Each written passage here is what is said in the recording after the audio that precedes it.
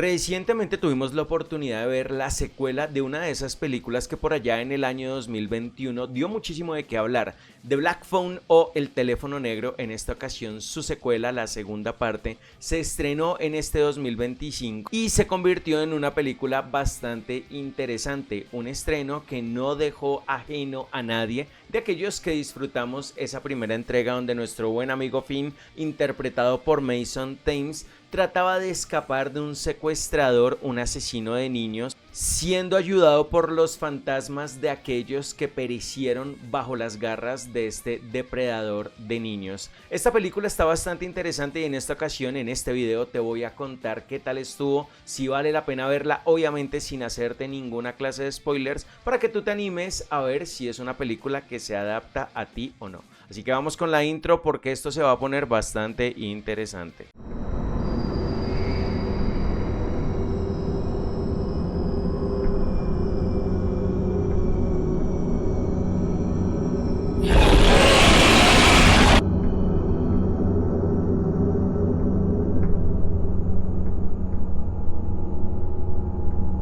Hey, hey, hey, muy buenas gente bella y bonita que sabe a pollito frito. Espero que estén muy bien y bienvenidos a un nuevo super video. Soy 8-Bit Richie acá para contarles de esta película, la secuela del Teléfono Negro, una película que fue bastante anunciada, muy esperada, ya que la primera parte llamó muchísimo la atención en aquel 2021, como les contaba hace un momento, y que dependiendo de tus gustos en el cine de terror podía ser una película que te encantó, te fascinó, la amaste o tal vez por el contrario la detestaste, te aburrió, te pareció un bodrio completo. Eso está en gustos y dependiendo de cada uno de los gustos que ustedes tengan, pues esta película les puede llamar más o menos la atención. Y es que para poderles hacer un recuento tenemos que hablar o hacer una pequeña sinopsis de lo que pasó en la primera parte, ya que esta es una secuela directa y aunque te puede parecer una buena o una mala película sin haber visto la original, sí que es importante por lo menos entender el contexto de la situación y lo que ocurrió en la primera entrega. Y es que acá tenemos a Finn, en ese momento él tendría unos 12 años,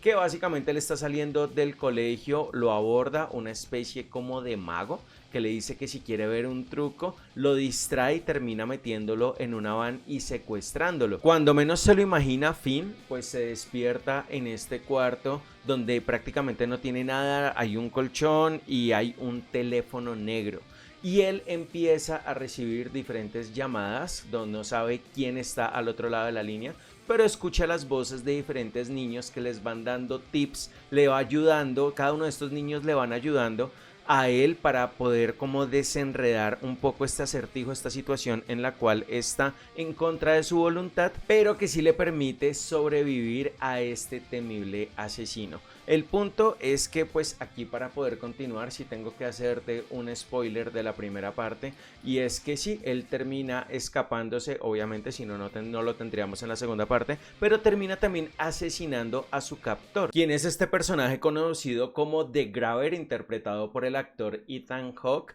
y que pues nada, transmite este desasosiego para los niños y este temor hacia una persona realmente malvada y que disfruta torturando, asesinando, porque todo esto tiene que ver, pues ahí sí es importante, déjenme en comentarios si les gustaría que hiciéramos un análisis de la primera parte completa para que ustedes se animen a verla, pero bueno, el punto es que acá tenemos una secuela directa donde nuestro buen Finn pues ya es más adolescente, ya aquí él debe tener unos 16 años aproximadamente, si no tiene 17 años, está tratando como de reponerse a los traumas de haber sobrevivido a The Grabber, de tener la atención de todo el mundo, porque obviamente su caso se hizo bastante mediático, todos los niños desaparecidos y demás, y también está cargando con el gran peso de sobrevivir a este tema su hermana Gwen, quien fue un personaje bastante clave en la primera parte, interpretada por Madeleine McCaw. Ella tiene como una especie de visiones en sus sueños, ella es como sonámbula y puede ver cosas que también ayudaron y fueron claves en determinar el paradero de Finn en la primera parte, pero acá ella empieza a ver que algo no está bien, empieza a vivirlo de hecho, ya que en estos sueños empieza a notar que hay más personas involucradas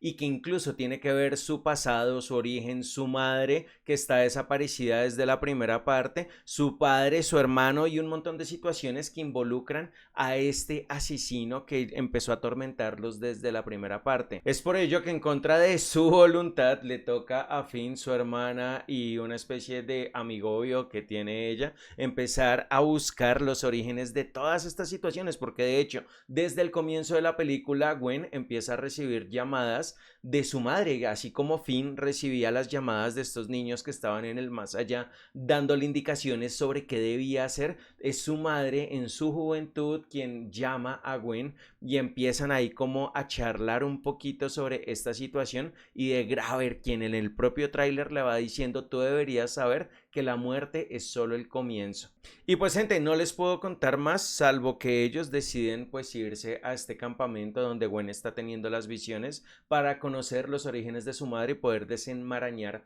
un misterio de hace bastantes años que tiene que ver con lo que le ocurrió a Finn y con todo el origen, con su madre y un montón de situaciones bastante escabrosas. Esta segunda parte del Teléfono Negro está dirigida por las mismas personas que hicieron la primera parte en aquel 2021. Estamos hablando del señor Scott Derrickson y el guionista es él, junto con Joe Hill y Robert Cargill. Ellos tres, escribieron esta historia y la adaptaron a formato cinematográfico en una película bastante interesante. Y aquí es donde empezamos a ver un poquito esa serie de situaciones donde no siempre más es mejor, y las secuelas pues hay que tener mucho cuidado con lo que ofreces, porque dependiendo de lo que hayas pensado en la primera parte y de tu gusto en el cine del terror, esto puede ser una gran experiencia, una experiencia bastante extraña. De hecho, como siempre con mi grupo de amigos terminamos una vez más todos debatiendo inicialmente si esta es una buena o una mala película, porque hay muchas cosas que tú dices: hey, tiene escenas bastante interesantes, pero tiene cosas, ideas que tú puedes decir: oye, la arruinan completamente. Y a ver, en el cine es muy importante tomar riesgos, porque en ocasiones cuando empezamos a ver que todo es como lo mismo, que ya las ideas como que dejan de funcionar, pues uno como que se termina aburriendo un poco. Pero también cuando ya le agregas demasiado condimento a tu comida, y si estoy relacionando el cine con comida, pues es complicado. Acá yo les haría una pregunta bastante interesante, y es: ¿a ustedes les gusta la comida salada o bajita de sal? Y hago la pregunta porque es que yo soy de los que piensa que siempre es mejor que prepares algo que quede bajito de sal, porque algo bajito de sal se puede arreglar, mientras que algo que ya quedó salado, paila, no hay nada que hacer. Y en esta ocasión tenemos algo que se asemeja muchísimo al tema, porque verán, la primera parte tenía elementos sobrenaturales, tenía elementos de thriller, de terror, de suspenso, bastante chéveres, pero que hasta cierto modo, si bien no, ninguno de nosotros ha recibido una llamada en un teléfono de alguien en el más allá diciéndote: oye, haz esto, juega el chance, apuéstale a este número en la lotería, publica este video, en el caso de nosotros los youtubers, publica este video ya mismo que con eso vas a despegar. No, nosotros no hemos recibido eso. De todas maneras, la situación era como de cierta manera interesante y hasta creíble, pero lamentablemente en esta película y en este caso sí siento que se les fue un poquito de la mano con la sal, porque acá ya se van a un extremo, ¿no? A situaciones que yo personalmente, que he visto demasiadas películas de terror a lo largo de mi vida, demasiados videojuegos, yo no había visto situaciones así, ¿no? Situaciones donde ya sientes como que se pasaron un poquito. Y ustedes probablemente están diciendo: Richie, ¿pero a qué te refieres? Verás,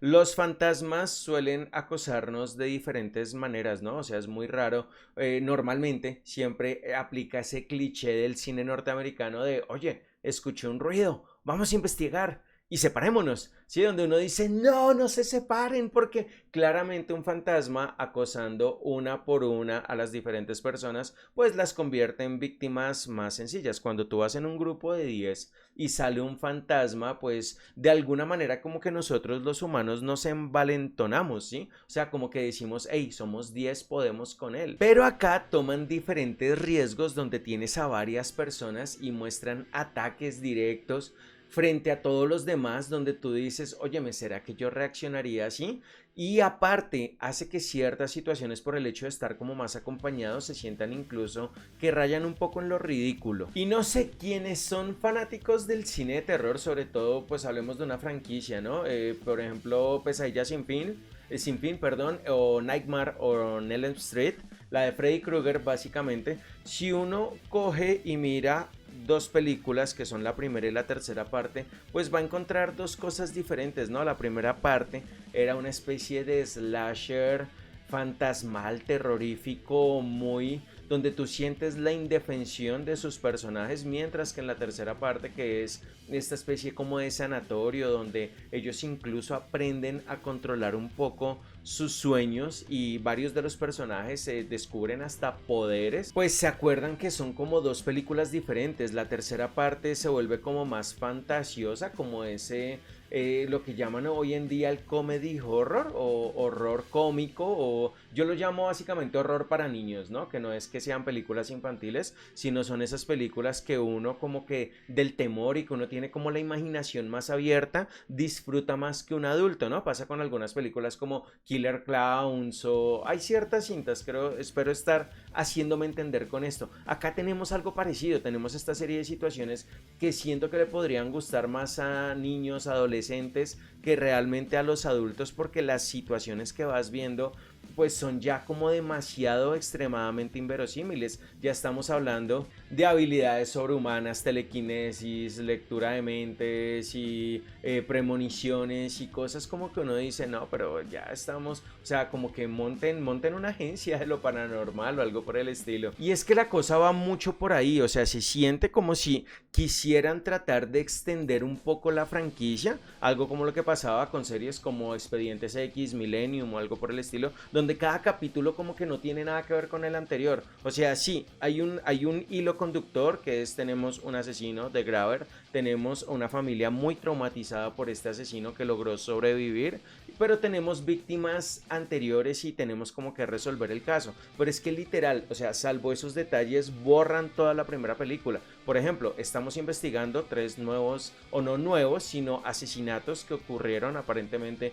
por este señor hace muchísimo tiempo, pero todos los asesinatos que ocurrieron en la primera parte, todos los amigos de Finn, todos los personajes que le ayudaron en su momento a salir adelante, no, todos los recuerdos, o sea, como si no hubieran existido, como si fuera un nuevo caso, como si ellos tuvieran una especie de agencia de detectives y ahora este es un nuevo caso, centrémonos en lo que está ocurriendo ahora, a pesar de que es el mismo personaje, olvidémonos de lo que pasó antes. Pero aparte, olvidémonos de esto, pero ahora abordemos lo nuevo de una manera totalmente diferente. Sigue estando el teléfono, que es el conector con todas las personas que están en el más allá, pero ya empezamos a ver otra serie de situaciones donde lo que les digo, o sea, ya antes tú estabas enfrentándote a un mortal, ¿no? Un asesino, y tenías una ayuda sobrenatural. Acá ya te estás enfrentando a un peligro totalmente sobrenatural, o sea, algo que tú no sabes ni cómo abordar ni cómo enfrentarte a ello, y aún así como que los personajes sacan de algún lado como la valentía, el ímpetu para decir yo puedo con esto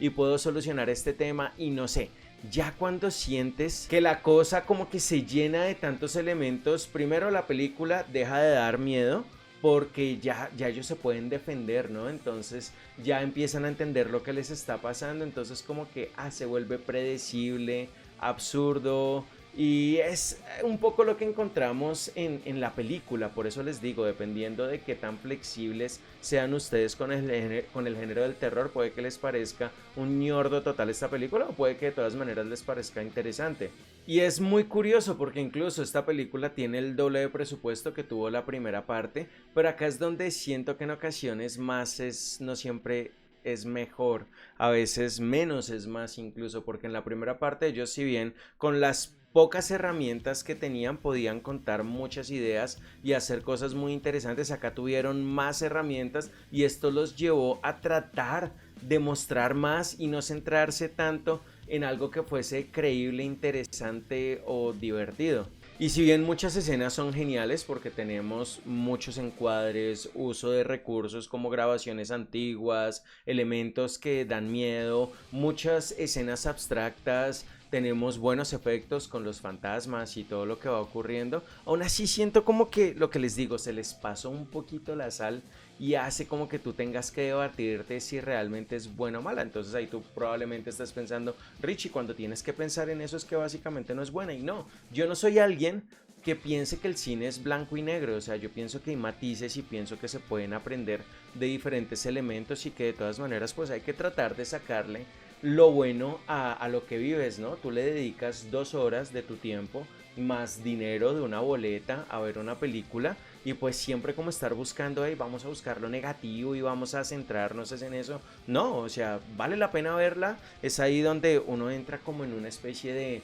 debate interno de decir, oye, ¿me la recomiendo o no la recomiendo? Y realmente con esta película me cuesta muchísimo trabajo decirles sí o no y lo único que puedo hacer es invitarlos a verla y que ustedes mismos se forjen una opinión propia. Pero acá lo importante es decirles qué es lo que se van a encontrar. ¿Y qué es lo que se van a encontrar? Una película con una premisa interesante, pero que se pasa en la ejecución, con fantasmas omnipresentes, superpoderosos, pero que son fácilmente derrotados con situaciones que parecen más las de un videojuego que las de una película de terror y con una nueva premisa que puede resultar fantasiosa y de pronto interesante o maluca, absurda e irreal. Depende del gusto que ustedes manejen, pues van a encontrarse con este tipo de películas. Yo qué les puedo decir, yo la pasé bien, pero lo que les digo, salí con esa duda y siempre preguntándome, incluso en este momento, después de varios días de haber visto la película, todavía digo, oiga, ¿me gustó o no me gustó? ¿Me gustó realmente la película o no? Y curiosamente en varios portales tiene una serie de calificaciones mixtas. Por ejemplo en IMDb tiene una calificación de 6.6,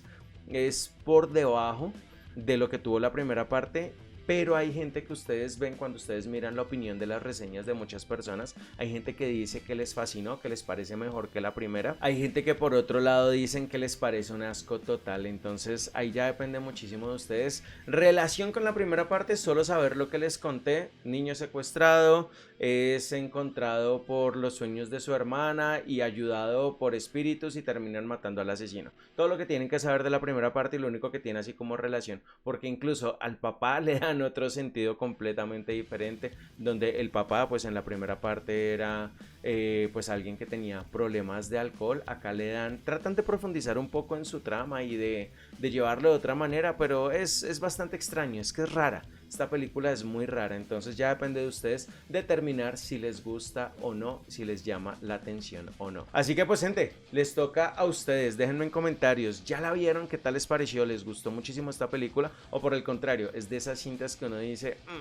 Entonces déjenme en comentarios y ahí los estaré leyendo. No olviden que si quieren saber de más películas acá en este su canal de terror, pues los voy a dejar por acá con un videíto de una película que recientemente también dio muchísimo de qué hablar. Nos vemos pronto, chao chao.